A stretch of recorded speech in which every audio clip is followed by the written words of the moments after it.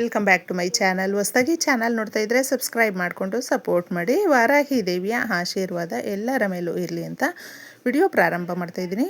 ಅಷ್ಟಮಿ ಬಂದಿದೆ, ಸೋಮವಾರ. ಅಷ್ಟ ಕಷ್ಟಗಳನ್ನು ನಿವಾರಣೆ ಮಾಡುವಂಥ 8 ದಿಕ್ಕುಗಳಿಂದ ಯಾವುದೇ ರೀತಿಯಾದಂಥ ಸಮಸ್ಯೆಗಳು ಬಂದರೂ ಕೂಡ ಅವುಗಳನ್ನು ದೂರ ಮಾಡುವಂಥ ಏಕೈಕ ಒಂದು ಪರಿಹಾರ ಅಂತ ಹೇಳಿದ್ರೆ ಕಲ್ಲುಪ್ಪಿನ ಪರಿಹಾರ.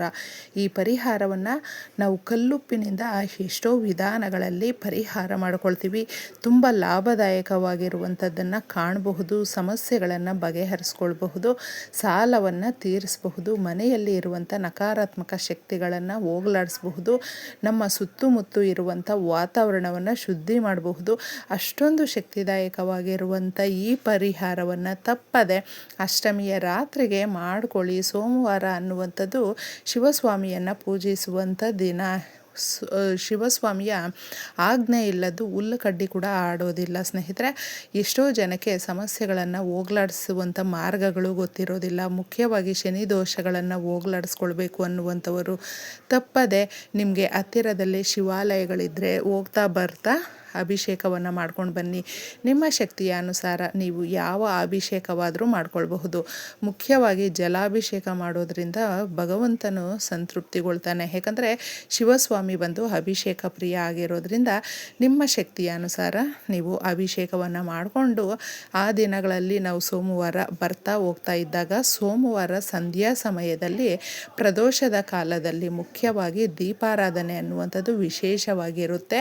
ಆ ದೀಪಾರಾಧನೆ ಮಾಡಿದಾಗ ನಾವು ಯಾವುದೇ ರೀತಿಯಾದಂಥ ಸಮಸ್ಯೆಗಳನ್ನು ಹೋಗಲಾಡಿಸ್ಕೊಳ್ಬಹುದು. ಏಕೆಂದರೆ ಬೆಳಕು ನಮ್ಮ ಕತ್ತಲನ್ನು ಓಡಿಸುತ್ತೆ, ಅಂಧಕಾರವನ್ನು ಓಡಿಸುತ್ತೆ, ನಮಗೆ ಜ್ಞಾನವನ್ನು ಕೊಡುತ್ತೆ, ನಮ್ಮ ಮನೆಯಲ್ಲಿ ಸಂತೋಷವನ್ನು ಕೊಡುತ್ತೆ, ಅಭಿವೃದ್ಧಿಯನ್ನು ಕೊಡುತ್ತೆ. ಅಷ್ಟಮಿಯ ದಿನ ನೀವು ನೆನಪಿಟ್ಕೊಂಡಿದ್ದೆ ಬೇಲ್ ಲೀಫನ್ನು ತಗೊಂಡು ಮನೆ ಕಟ್ಟಬೇಕು, ಸಾಲ ತೀರಿಸಬೇಕು, ಮದುವೆ ಮಾಡ್ಕೊಳ್ಬೇಕು, ಕಠಿಣಾತಿ ಕಠಿಣ ಸಮಸ್ಯೆಗಳು, ದೊಡ್ಡ ಕೋರಿಕೆ, ಸಮಸ್ಯೆ ಏನೇ ಇರಬಹುದು ಅದನ್ನು ಹೋಗಲಾಡಿಸೋದಕ್ಕೆ ಇದ್ರ ಮೇಲೆ ಒಂದೇ ಒಂದು ಸಾಲ ಇಷ್ಟು ಲಕ್ಷ ಇದೆ ನಮಗೆ ಅಂತಂದ್ಬಿಟ್ಟು ಬರೆದು ಬಿಟ್ಟಿದ್ದೆ. ಅದನ್ನು ಸುಟ್ಟುಬಿಟ್ಟು ಹ್ಯಾಶ್ ಉಳಿದು ಇರುತ್ತಲ್ವ ಅದನ್ನು ತಗೊಂಡೋಗಿ ಗಾಳಿಯಲ್ಲಿ ಬಿಟ್ಟು ಯೂನಿವರ್ಸ್ಗೆ ನೀವು ಥ್ಯಾಂಕ್ಸ್ ಹೇಳಿ ಸ್ನೇಹಿತರೆ. ನಾವು ಈ ರೀತಿ ಮಾಡಿದಾಗ ಪ್ರಕೃತಿಯಲ್ಲಿ ನಮಗೆ ಶಕ್ತಿ ಕೊಡುವಂಥ, ಕೋರಿಕೆಯನ್ನು ನೆರವೇರಿಸುವಂಥ ಈ ಬೇ ಲೀಫು ತುಂಬ ವಿಶೇಷವಾಗಿರುತ್ತೆ. ನಮ್ಮ ಕೋರಿಕೆಗಳನ್ನು ನೆರವೇರಿಸುತ್ತೆ. ಅಷ್ಟು ಶಕ್ತಿ ತುಂಬಿರುವಂಥ ಈ ಬೇ ಲೀಫನ್ನು ನೀವು ಏನಕ್ಕಾದರೂ ಬಳಸ್ಕೊಳ್ಬಹುದು. ಅಂದರೆ ಮನೆ ಕಟ್ಟೋದು, ಸಮಸ್ಯೆಗಳನ್ನು ಹೋಗಲಾಡಿಸೋದಕ್ಕೆ, ಸಾಲದ ಸಮಸ್ಯೆಗಳನ್ನು ತೀರಿಸೋದಕ್ಕೆ ಸಹಾಯವನ್ನು ಮಾಡುತ್ತೆ. ಈ ಪರಿಹಾರವನ್ನು ಆರಾಮಾಗಿ ನೀವು ಕಣ್ಣು ಮುಚ್ಕೊಂಡು ಮಾಡಿಕೊಳ್ಬಹುದು. ಇನ್ನು ಮುಖ್ಯವಾಗಿ ಕಲ್ಲುಪ್ಪಿನ ಪರಿಹಾರವನ್ನು ನೀವು ರಾತ್ರಿ 11:10 ಒಳಗೆ ಮಾಡಿಕೊಳ್ಳೋದ್ರಿಂದ ವಿಶೇಷವಾದ ಲಾಭವನ್ನು ಕಾಣಬಹುದು. ಸಂಧ್ಯಾ ಸಮಯ ಅಂದರೆ ಪ್ರದೋಷದ ಸಮಯ ಮುಗಿದ ಮೇಲೆ ಬೇಕಾದರೆ ಈ ಪರಿಹಾರವನ್ನು ಮಾಡಿಕೊಳ್ಳಿ. ಈ ಪರಿಹಾರಕ್ಕೆ ನಮಗೆ ಮುಖ್ಯವಾಗಿ ಬೇಕಾಗಿರುವಂಥದ್ದು ಕಲ್ಲುಪ್ಪು ಬೇಕಾಗುತ್ತೆ. ಕಲ್ಲುಪ್ಪನ್ನು ಮಾತ್ರ ತಗೊಳ್ಳಿ, ಪುಡಿ ಉಪ್ಪನ್ನು ತಗೊಳ್ಳೋದಕ್ಕೆ ಹೋಗಬೇಡಿ. ಒಂದು ಗಾಜಿನ ಬಟ್ಲು, ಮಣ್ಣಿನ ಬಟ್ಲು ಏನಾದರೂ ತಗೊಳ್ಳಿ, ಅದು ನಿಮ್ಮ ಇಷ್ಟ. ಯಾವುದು ಸಿಗುತ್ತೋ ಅದನ್ನು ತಗೊಂಡಿದ್ದೆ. ಅದರಲ್ಲಿ ನೀವು ಉಪ್ಪನ್ನು ಹಾಕಿ ಮೊಗ್ಗಿರುವಂಥ ಲವಂಗಗಳನ್ನು ತಗೊಳ್ಳಿ. ಲವಂಗಗಳು ಪರಿಹಾರ ಶಾಸ್ತ್ರಗಳಲ್ಲಿ ನಮಗೆ ತುಂಬ ಸಮಸ್ಯೆಗಳನ್ನು ಹೋಗಲಾಡಿಸುತ್ತೆ. ಮುಖ್ಯವಾಗಿ ಹಣಕಾಸಿನ ಸಮಸ್ಯೆಗಳು, ಹಣಕಾಸಿನ ವಿಚಾರಗಳಲ್ಲಿ ತುಂಬ ಜನಕ್ಕೆ ಎಷ್ಟೋ ಕೆಲಸಗಳು ನಿಂತೋಗಿರುತ್ತೆ. ಅಂದರೆ ನಾವು ಫೀಸ್ ಕಟ್ಟಬೇಕು ಅಂದರೆ, ಬಾಡಿಗೆ ಕಟ್ಟಬೇಕು ಅಂದರೆ, ನಮ್ಮ ಹೆಲ್ತ್ಗೆ, ನಮ್ಮ ಮನೆಯಲ್ಲಿ ನಾವು ಸಂಸಾರವನ್ನು ನಡೆಸೋದಕ್ಕೆ ಮುಖ್ಯವಾಗಿ ನಮಗೆ ಪ್ರತಿಯೊಂದಕ್ಕೂ ಕೂಡ ಹಣ ಇರಲೇಬೇಕು. ಅವುಗಳನ್ನು ಬೇಗ ಹಣ ಬರಬೇಕು ಅಂತ ನಾವು ಕೋರ್ಕೊಳ್ತಾ ಇರ್ತೀವಿ. ಆ ಕೋರಿಕೆ ನೆರವೇರೋದಕ್ಕೆ 4 ಕಡೆಯಿಂದ ಸಮಸ್ಯೆಗಳೇ ಬರ್ತಾ ಇದೆ, ನಮಗೆ ಅದೃಷ್ಟ ಅನ್ನೋದೇ ಇಲ್ವಾ ಅಂತ ಅದೃಷ್ಟವನ್ನು ಪರೀಕ್ಷೆ ಮಾಡ್ತಾ ಇರುವಂಥವರಿಗೆ ಇದು ಸಹಾಯವನ್ನು ಮಾಡುತ್ತೆ. ಲವಂಗಗಳು ನಾವು ಸುಮ್ಮನೆ ಹೇಗಿದ್ದರೆ ಹಾಗೆ ತಗೊಳ್ಳೋದಕ್ಕೆ ಹೋಗಬೇಡಿ. ಚೆಕ್ ಮಾಡಿ ಮೊಗ್ಗಿರುವಂಥ ಲವಂಗಗಳನ್ನು ಪರಿಹಾರಕ್ಕೆ ತಗೊಂಡಾಗ ನಾವು ಲಾಭವನ್ನು ಕಾಣಬಹುದು ಸ್ನೇಹಿತರೆ.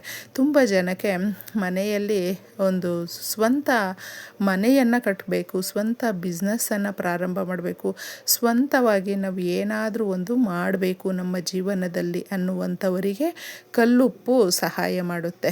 ಅಂದರೆ ನಮ್ಮ ಸಂಕಲ್ಪ ದೊಡ್ಡದಾಗಿರಬೇಕು, ನಂಬಿಕೆ ಇರಬೇಕು, ಗಟ್ಟಿಯಾಗಿರಬೇಕು. ಆಗ ಮಾತ್ರ ಸಾಧ್ಯ ಆಗುತ್ತೆ. ಸುಮ್ಮನೆ ಏನೋ ಪರಿಹಾರ ಮಾಡ್ತೀವಿ ಅಂತ ಹೇಳಿದ್ರೆ ಪರಿಹಾರ ಮಾಡಿಕೊಂಡ್ರೆ ಅದಷ್ಟು ಬೇಗ ನಮಗೆ ವರ್ಕೌಟ್ ಆಗೋದಿಲ್ಲ. ನಂಬಿಕೆಯಿಂದ ಮಾತ್ರ ಸಾಧ್ಯ ಆಗುತ್ತೆ. 7 ಲವಂಗಗಳನ್ನು ತಗೊಂಡಿದ್ದೆ.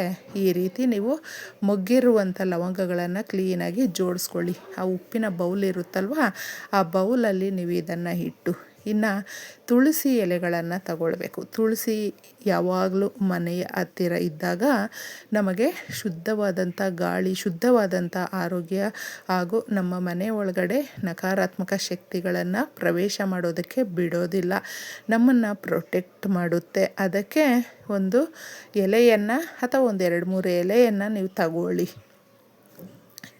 ಈ ರೀತಿ ತಗೊಂಡು ಇದಕ್ಕೆ ಅರಿಶಿಣ ಕುಂಕುಮವನ್ನು ಹಾಕಬೇಕು. ಇದ್ರ ಮೇಲೆ ಸ್ವಲ್ಪ ಸ್ವಲ್ಪ ಅರಿಶಿಣ ಕುಂಕುಮವನ್ನು ಹಾಕಿ ನಿಮ್ಮ ದೇವ್ರ ಮನೆಯಲ್ಲಿ ಇಡಬೇಕು ಸ್ನೇಹಿತರೆ. ದೇವ್ರ ಮನೆಯಲ್ಲಿ ಇಡಬೇಕಾದ್ರೆ ಪ್ರಾರ್ಥನೆ ಮಾಡ್ಕೊಳ್ಳಿ, ನಂಬಿಕೆಯಿಂದ ಕೇಳ್ಕೊಳ್ಳಿ, ಶ್ರದ್ಧಾ ಭಕ್ತಿಯಿಂದ ನಮಗೆ ಎಲ್ಲ ಕೆಲಸಗಳು ಕೂಡ ಸರಾಗವಾಗಿ ಆಗಬೇಕು. ಯಾಕೋ ನಮ್ಮ ಸಮಸ್ಯೆಗಳು ಹೋಗ್ತಾ ಇಲ್ಲ ಅಂತಂದ್ಬಿಟ್ಟು ಕೇಳ್ಕೊಂಡಿದ್ದೆ. ಈ ಪರಿಹಾರವನ್ನು ಮಾಡಿ ನೀವು ಅದನ್ನು ಅಲ್ಲೇ ಬಿಡಬೇಕು. 48 ಗಂಟೆಗಳು ಬಿಡಬೇಕು ಸ್ನೇಹಿತರೆ. ಈ ರೀತಿಯ ಪರಿಹಾರ 48 ಗಂಟೆಗಳು ನಮ್ಮ ಮನೆಯಲ್ಲಿ ಇದ್ದಾಗ ನಮ್ಮ ಸಮಸ್ಯೆಗಳನ್ನು ಹಾಗೂ ನಮಗೆ ಏನಾದರೂ ಹೊಸದಾಗಿ ಸಮಸ್ಯೆಗಳು ಬರುತ್ತೆ ಅಥವಾ ನಕಾರಾತ್ಮಕ ಶಕ್ತಿ ಜಾಸ್ತಿ ಇದೆ ಅದನ್ನು ಹೋಗಲಾಡಿಸೋದಕ್ಕೆ ಇದು ಸಹಾಯವನ್ನು ಮಾಡುತ್ತೆ. ಅಬ್ಸರ್ವ್ ಮಾಡ್ಕೊಳ್ತಾ ಬರುತ್ತೆ. ದೇವರ ಮನೆಯಲ್ಲಿ ನಾವು ಇಟ್ಟಾಗ ಆ 48 ಗಂಟೆಗಳು ಕೂಡ ಅದರ ಕೆಲಸ ಪ್ರಾರಂಭ ಮಾಡಿರುತ್ತೆ. ನಮಗೆ ಒಂದು ಮನೆಯಲ್ಲಿ ಎಲ್ಲವೂ ಸಕಾರಾತ್ಮಕವಾಗಿ ಆಗುವಂತೆ ಪ್ರೇರೇಪಣೆ ಮಾಡುತ್ತೆ. ಇಷ್ಟನ್ನು ನೀವು ನಂಬಿಕೆ ಇಟ್ಟು ಮಾಡಿಕೊಂಡು ತದನಂತರ ಇದನ್ನು ಒಂದು ಕವರಲ್ಲಿ ನೀವು ಹಾಕ್ಕೊಳ್ಬೇಕು ಸ್ನೇಹಿತರೆ. 48 ಗಂಟೆಗಳು ಮುಗಿದ ಮೇಲೆ ಇದನ್ನು ಕವರಲ್ಲಿ ಹಾಕ್ಕೊಂಡು ಹೋಗಿದ್ದೆ.